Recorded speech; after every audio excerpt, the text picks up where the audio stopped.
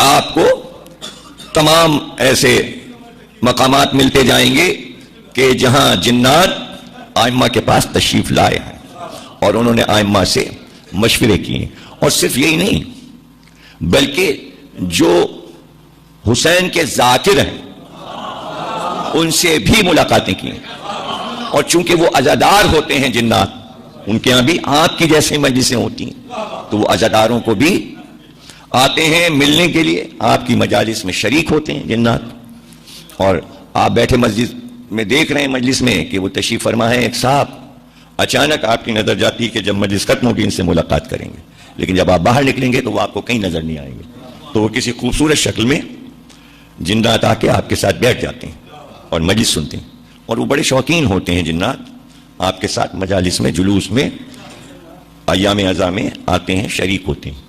اور آپ کے بہت سے ذاکرین کو وہ اپنے یہاں لے جاتے ہیں اور ان سے مجلس سنتے ہیں. اور 3 بار خود میرا اتفاق ہوا کہ میں نے جناتوں کی مجلس پڑھی. عجیب بات یہ ہے کہ جب وہاں پہنچو تو یہ احساس نہیں ہوتا کہ ہم کہاں ہیں، تاکہ تجسس نہ ہو. وہ سوچنے نہیں دیتے کہ ان کا راز کوئی معلوم کرے. ہاں یہ ضرور ہے کہ جب بھی میں نے پڑھی مجلس تو آوازیں تو میں نے سنی، چہرے نہیں دیکھے، لیکن جو مجھے لینے آئے وہ جنات انسانوں کی شکل میں آئے. اور 6 مہینے پہلے انہوں نے مجھ سے مجلس کا وعدہ لیا. اور مجلس کا وعدہ صرف اس وجہ سے لیا کہ میں عرصہ دراز سے، آج سے 30 برس پہلے سے جناتوں کی ایک مجلس پڑھتا ہوں. ان کو وہ مجلس بہت پسند ہے، تو اسی کی فرمائش کی کہ ہمارے امام باڑے میں آ کے آپ وہی والی مجلس پڑھ دیجئے. یہ وعدہ انہوں نے 6 مہینے پہلے لیا. اب میں چلا جناب، وہ لینے آ گئے اپنی تاریخ پر. پہنچا اس جگہ سے تو بارہا گزرے تھے، لیکن وہاں سے جو نیا راستہ شروع ہوا وہ تو ہم جانتے ہی نہیں تھے کہ یہ کہاں سے آ گیا. اور پھر ایک ایسی جگہ انہوں نے سواری روکی کہ وہ دروازہ ہم نے پورے کراچی میں نہیں دیکھا تھا. سفید رنگ کا بڑا دروازہ، اس کے اندر لے گئے، بہت بڑا صحن، چاندنی کھلی ہوئی. اب وہ 2 جن میرے ساتھ جو لینے آئے تھے سفید کپڑوں میں، انہوں نے لے جا کے امام باڑے میں مجھے بٹھا دیا. میرے ساتھ 2 آدمی اور بھی تھے، وہ موجود ہیں میرے گواہ.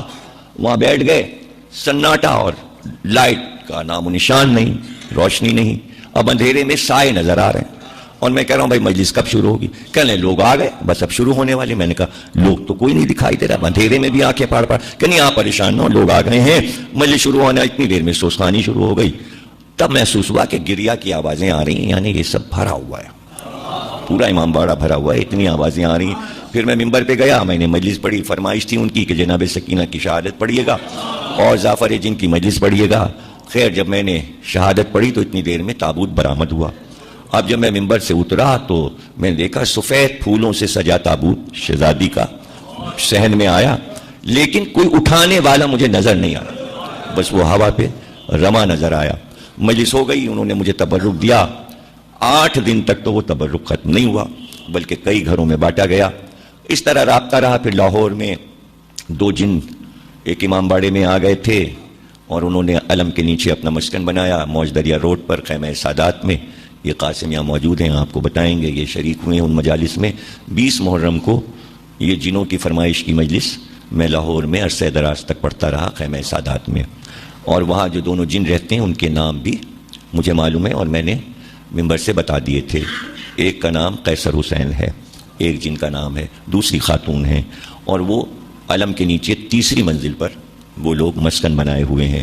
تو جب خیمہ سادات میں ہم جاتے ہیں تو وہ فرمائش ہوتی ہے کہ جنوں والی مجلس پڑھ دیجئے. اس میں بڑا مجمع ہوتا ہے، پورا لاہور ٹوٹا ہوتا ہے، سڑکیں بند ہو جاتی ہیں. ادھر کئی برس سے لاہور جانا نہیں ہوا اور میں وہ مجلس نہیں پڑھ سکا. ایک مجلس اور میں نے جنوں کی پڑھی، ایک جنوں کی مسجد لکھنؤ میں بھی ہے. اگر اور سارے قصے آپ کو بتاؤں گا تو بہت طویل ہو جائے گا.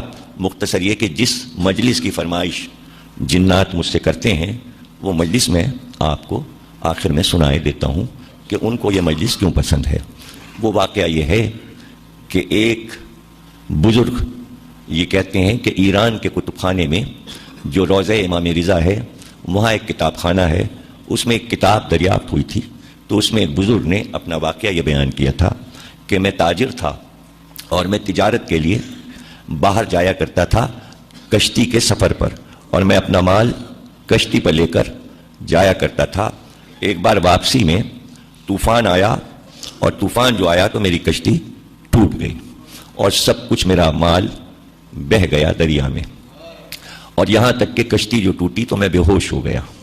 جب مجھے ہوش آیا تو پتہ یہ چلا کہ کشتی کے لکڑی کا ایک تختہ جس پر میں پڑا تھا اس نے مجھے بہا کر کنارے ساحل پہ پہنچا دیا تھا. میری آنکھ کھلی تو صرف آسمان نظر آیا یا سامنے پانی نظر آیا. پیچھے مڑ کر دیکھا تو صحرا نظر آیا. میں بڑا حیران ہوا کہ میں کہاں آ گیا اور کس سرزمین پر آ گیا. کچھ دور اٹھ کر میں چلا تھا کہ ہوا تیز جب آئی تو ایسی ہوا میں نے کبھی محسوس نہیں کی تھی. بہت تیز چل رہی تھی لیکن ہوا میں بہت سی آوازیں میرے کان سے ٹکرائیں. یہ آوازیں رونے کی آوازیں تھیں. چاروں طرف سے چیخنے اور رونے کی آواز آ رہی تھی. میں ڈر گیا, میں سہم گیا, لیکن پھر ہمت کر کے میں آگے بڑھا تو میں نے یہ دیکھا کہ ایک شخص زمین پہ بیٹھا ہے. جب وہ چیخ کر روتا ہے تو اس کے جواب میں کئی ہزار آوازیں چاروں طرف سے رونے کی آتی ہیں. میں بہت ڈر گیا. میری ہمت نہیں پڑ رہی تھی کہ میں قریب جاؤں, اس لیے کہ اس آدمی کی جو حالت تھی وہ ایسی تھی کہ اس کے بال الجھے ہوئے اس کے چہرے پہ پڑے تھے. اس کی آنکھیں لال سرخ ہو رہی تھیں اور وہ سر جھکائے زمین پہ بیٹھا چیخ کے روتا تھا. ایک جگہ روتا, پھر اٹھتا, دوسری جگہ جاتا, پھر آگے بڑھتا, پھر کہیں بیٹھتا, پھر روتا. اور جب وہ روتا تو چاروں طرف سے رونے کی آوازیں آتی تھیں. لیکن میں نے یہ دیکھا کہ جب وہ زمین پہ بیٹھتا ہے تو انگلی سے کچھ زمین پہ لکھتا ہے. میں نے سوچا کہ صحرا میں اس کے علاوہ کوئی نہیں ہے, میں کہاں جاؤں گا؟ کوئی راستہ بھی نہیں نظر آ رہا. تو میرے دل نے کہا کہ پشت پر پیچھے سے جا کر میں یہ دیکھوں کہ یہ زمین پہ لکھتا کیا ہے. میں آہستہ آہستہ اس کے پیچھے گیا اور پھر میں نے چھپ کے دیکھا کہ یہ زمین پہ کیا لکھتا ہے. اب جو میں نے دیکھا تو وہ انگلی سے لکھتا تھا یا حسین, یا حسین. جب میں نے حسین کا نام لکھا دیکھا تو بڑی میری ڈھارس ہوئی. پھر میرا ڈر ختم ہو گیا کہ اب اس سے ڈرنا نہیں چاہیے, بلکہ یہ حسین کا کوئی چاہنے والا لگتا ہے, یہ مجھے اذیت نہیں پہنچائے گا. اس لیے میں گھوم کر اس کے چہرے کے سامنے آیا. میں نے سلام کیا تو اس نے چہرہ اٹھایا.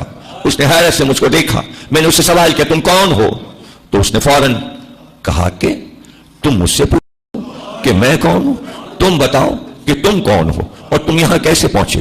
تو فوراً میں نے کہا کہ میں تجارت کرتا تھا, میری کشتی طوفان کی نظر ہو گئی, کشتی ٹوٹ گئی, لکڑی کے تختے نے مجھے یہاں تک پہنچایا.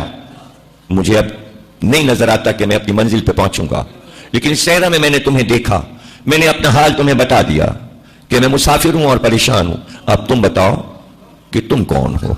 میں تمہارا نام اس لیے پوچھنا چاہتا ہوں کہ تم میرے مولا کا نام یہاں پر کیوں لکھ رہے ہو؟ میں نے اس سے کہا اس نام کی قسم مجھے بتاؤ تم کون ہو. تو اس نے کہا مجھے حیرت ہے کہ تم یہاں تک کیسے پہنچے, اس لیے کہ یہ صحرا ملک عدم کا کنارہ ہے, یہ دنیا کا وہ حصہ ہے جہاں آدم ذات نہیں پہنچ سکتا. تمہیں کسی طاقت نے یہاں پہنچایا ہے اور تم اس نام کے بارے میں پوچھتے ہو. یہ میرا آقا ہے, میں اس کا غلام ہوں. کہا تم کون ہو؟ تو اس نے سر جھکا کر کہا میں ظافر جن ہوں, میں جنوں کا بادشاہ ہوں. وہ کہتے ہیں کہ اس نے کہا کہ مجھ میں تاب نہیں ہے کہ اب میں وہ دوہرا سکوں. تو میں مایوس ہو گیا کہ اب یہ نہیں بتائے گا. تو بے اختیار میں نے کہا درے دندان رسول کی قسم, مسجد کوفہ میں علی کے شکافتہ سر کی قسم, فاطمہ زہرا کے شکستہ پہلو کی قسم, حسن کے جگر کے 72 ٹکڑوں کی قسم, حسین کے کٹے گلے کا واسطہ مجھے بتا کربلا میں کیا دیکھا.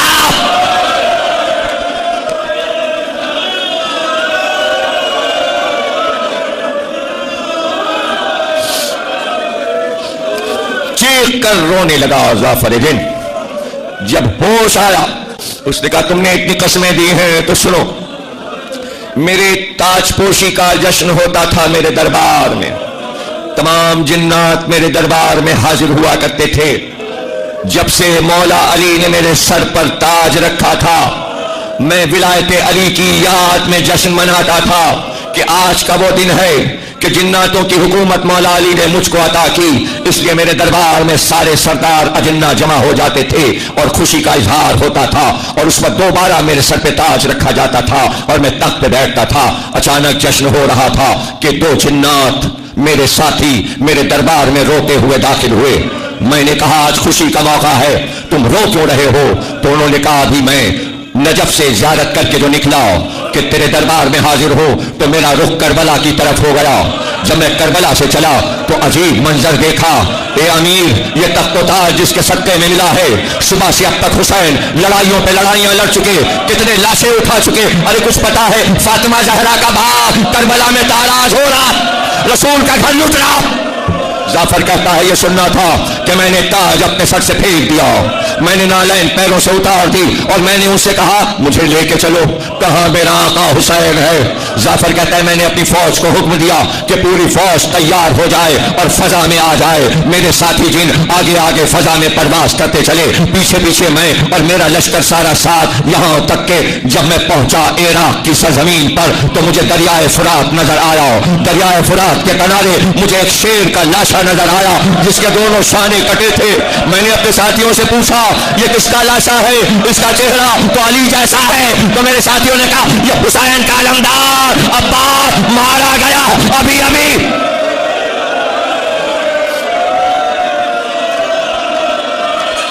میری آنکھ سے آنسو ٹپکے۔ میں فرات سے آگے جب پہنچا تو میں نے اپنے لشکر کو حکم دیا کہ سب کربلا کی سرزمین پر اتر جائیں، اور اس کے بعد میں نے چاروں طرف دیکھنا شروع کیا میرا حسین کہاں ہے، میرا سردار کہاں ہے، لیکن مجھے میرا سردار نظر نہ آیا، اس لیے کہ چاروں طرف لشکر یزید نے میرے آقا کو گھیرا ہوا تھا۔ میں آگے کیسے بڑھتا؟ ایک بار میں نے وہیں سے آواز دی اے مشکل کشا کے بیٹے، جعفر آیا ہے، آپ کا غلام آیا ہے، اس کو آواز دے کے بلائیے۔ جعفر کہتا ہے میرے سلام کے جواب میں آواز آئی جعفر راستہ میں دیتا ہوں آجا، بڑھتا۔ میں آواز پہ بڑھتا گیا۔ اب جو میں آگے بڑھا تو عجیب شان دیکھی، ایسی شان میں نے کسی نبی کی نہیں دیکھی تھی۔ میں نے دیکھا کہ دور دور لشکر یزید تھا، لیکن بیچ کے حصے میں کافی جگہ پر بالکل زمین صاف تھی اور یزید کا لشکر نہیں تھا، لیکن میں نے یہ دیکھا کہ حسین ذوالجناح پہ بیٹھے تھے اور زخمی تھے اور ہر زخم سے لہو ٹپک رہا تھا۔ حسین نے ایک رکاب سے اپنا پیر نکال کر زین پر اٹھا کے رکھ لیا تھا، ایسے بیٹھے تھے جیسے تخت پر بادشاہ بیٹھتا ہے۔ میں نے ایسی شان کبھی نہیں دیکھی تھی، لیکن اب جو غور سے میں نے دیکھا تو میں نے دیکھا ذوالجناح کی لجام پکڑے ایک خوبصورت جوان موجود ہے، ایک بزرگ دائیں طرف، ایک بزرگ بائیں طرف، ایک جوان ایک شانے کے پاس، دوسرا جوان دوسرے شانے کے پاس۔ میں نے سلام کر کے پوچھا آقا یہ کون لوگ ہیں؟ کہا آجا آجا، ادب سے آ، یہ میرے نانا رسول خدا ہے، ادب سے آ، یہ میرے والد گرامی علی مرتضیٰ ہے، یہ جو تو دیکھ رہا ہے جو میرا بازو دبا رہا یہ میرے بھائی حسن مصطفیٰ ہے، یہ میرے چچا حمزہ ہے، یہ میرے چچا جعفر ہیں۔ اب جو میں نے نگاہ اٹھا کر دیکھا تو ذوالجناح کے چاروں طرف میں نے دیکھا کہ تمام انبیاء موجود تھے۔ ذوالجناح سے قریب آدم خلیل اللہ کھڑے تھے، نوح نبی اللہ کھڑے تھے، ابراہیم خلیل اللہ کھڑے تھے، موسیٰ کلیم اللہ کھڑے تھے، عیسیٰ روح اللہ کھڑے تھے، اور لجامے ذوالجناح کو جبریل تھامے ہوئے تھے۔ میں نے ادب سے ہر نبی کو سلام کیا۔ اب میں آگے کیسے بڑھتا؟ انبیاء کی قطاریں تھیں، پھر دوسری طرف نگاہ اٹھائی، آسمان کے سارے فرشتے سر کو جھکائے حسین کے سامنے معدب کھڑے تھے۔ پھر تیسری جانب دیکھا تو سارے جنات، جتنے بھی جناتوں کے بادشاہ تھے وہ سب خاموش کھڑے تھے، انبیاء سر جھکائے، ابراہیم خلیل اللہ خاموش۔ ہاں یہ دیکھا کہ اگر کوئی بڑھتا تھا تو وہ رسول اللہ تھے، ان کے ہاتھ میں ایک شیشہ تھا، اور جب حسین کا لہو ٹپکتا تو بڑھ کر اس شیشے میں لے لیتے، زمین پر لہو نہ گرنے دیتے۔ حسن مصطفیٰ بازو کو سہلاتے تھے، بازو کو سہلاتے تھے۔ تو میں نے پوچھا یہ زخم کیسا ہے جسے آپ کے بھائی سہلا رہے ہیں؟ تو بے اختیار کہا یہ زخم پیر نہیں، شغل زندگانی ہے، یہ ہمارے اصغر بے شیر کی نشانی ہے، یہ ہمارے اصغر بے شیر کی نشانی ہے۔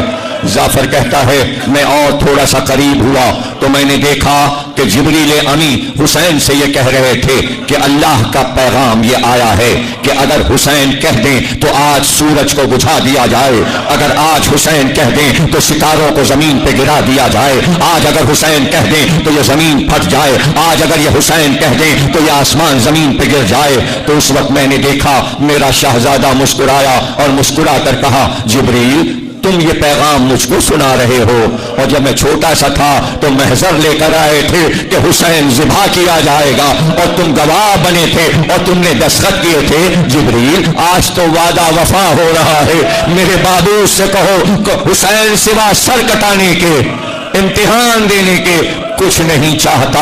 ये गुफ्तगू थी तो मैंने ये देखा, जाफर कहता है कि होठ खुश्क थे तो मैंने कहा आका फुरात करीब है, कहिए तो पानी लाऊं, आप बहुत प्यासे मालूम होते हैं।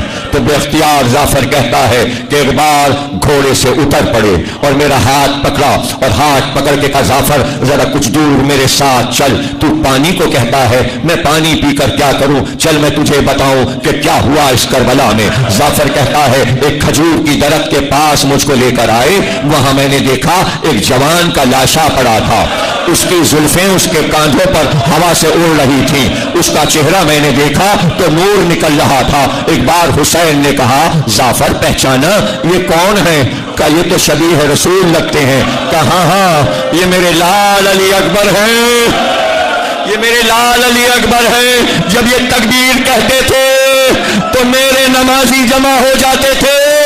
अरे जाफर ये जंग करते हुए मेरे पास आए और मुझसे कहा बाबा थोड़ा सा पानी, मगर मैं जवान लाल को पानी न पिला सका। जाफर मेरा लाल प्यासा मर गया।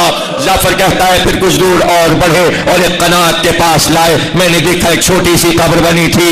कहा जाफर ये रबा आपका लाल अली असगर मेरे हाथ पर प्यासा तड़प के मर गया, मैंने यहाँ अली असगर को दफन किया। जब मेरे बच्चे प्यासे मर गए ये बता अब मैं पानी पीकर क्या करूं? जाफर अब मैं पानी नहीं पीऊंगा, अब मैं प्यासा प्यासा जाऊंगा। नाना मुझे लेने आए हैं, बाबा मुझे लेने आए हैं, भैया हसन मुझे लेने आए हैं। तो जाफर कहता है कि अगर आप इजाजत दीजिए तो मैं तलवार निकाल कर इनसे जंग करूं और मैं इनका खात्मा कर दूं। तो बेख्तियार का जाफर ये कैसे हो सकता है कि तुझे ये लोग देख नहीं सकेंगे और तू इनको देख रहा होगा? तो बेख्तियार मैंने हाथों को बांध कर कहा कि बद्र की लड़ाई में फरिश्ते आए थे और रसूल अल्लाह की मदद की थी और लश्कर जो था काफिरों का वो फरिश्तों को नहीं देख सकता था, तो उस वक्त अल्लाह ने इज़्न क्यों दिया? आज मुझे इज़्न मिल जाए। तो बेख्तियार कहा वो नाना का जमाना था, आज तो सर देना ही देना है, इसलिए हुसैन को फतह नहीं चाहिए। जाफर अब पीछे हट जा, जाफर अब पीछे हट जा, बस अब ज्यादा बात मैं तुझसे नहीं कर सकता। जाफर कहता है ये कहकर हुसैन घोड़े पर सवार हुए। जब घोड़े पर सवार हो गए तो एक बार जिब्रील की तरफ मुखातिब हुए और कहा जिब्रील अमी अंबिया से कहो कि मुलाकात हो चुकी, आदम से कहो अपने हुजरे में वापस जाएं, नूह से कहो वापस जाएं, इब्राहिम से कहो वापस जाएं, मूसा से कहो वापस जाएं,